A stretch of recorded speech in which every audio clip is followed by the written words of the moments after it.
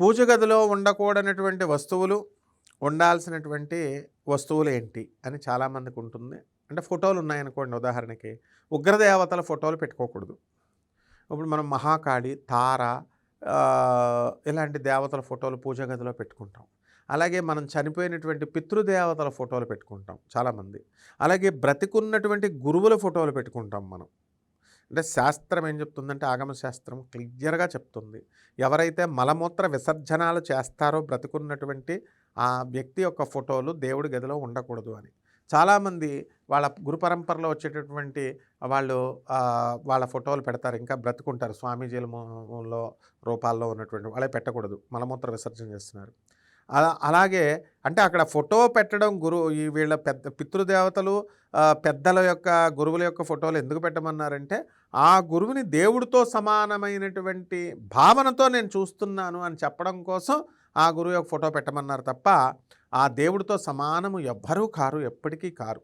కాబట్టి గురువు చెప్పడానికి చెప్తాం. గురువు భగవంతుడి కంటే కూడా చాలా గొప్పవాడు. భగవంతుడిని చూడడానికి నీకు దారినిచ్చాడు, మార్గాన్ని చూపించాడని. కానీ భగవంతుడితో ఈ సమానమైనటువంటి శక్తి కానీ, భగవంతునితో సమానమైనటువంటి కరుణ కానీ ఎవరికీ ఉండదు. కాబట్టి మీరు ఇక ఉండకూడనటువంటి వస్తువులు ఏమిటి అనంటే ఇవి. ఈ యొక్క ఉగ్రదేవతలు, తర్వాత ఈ అంగుష్టానికి దాటి విగ్రహాలు, పెద్ద పెద్ద విగ్రహాలు ఉంటాయి.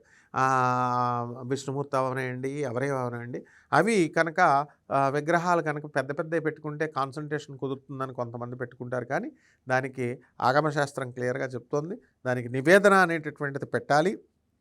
కాబట్టి దాంట్లో మీరు నివేదన అంటే పళ్ళు, ఫలాలు పెట్టొచ్చు, నైవేద్యాలు పెట్టొచ్చు, ఇవన్నీ కూడా పెట్టొచ్చు.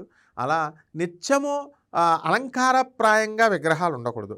కాబట్టి ఈ అలంకారం కోసం షోకేసుల్లోనూ వాటిల్లో పెట్టుకోవాలి. పూజా మందిరము అంటే ప్రతిరోజు కూడా మనం రెస్పెక్ట్ ఇచ్చేటటువంటిది, పూజ చేసేటటువంటిది. కాబట్టి కంపల్సరీ ప్రతిరోజు కూడా మనము పూజ చేసే విధంగా ఆ విగ్రహాలు రోజు కడగడము, తుడవడము, ఇవన్నీ కూడా బొట్లు పెట్టడము, అలంకారాలు చేయడము, అభిషేకాలు చేయడము, ఇలాంటివన్నీ ప్రాసెస్లు ఉంటాయి.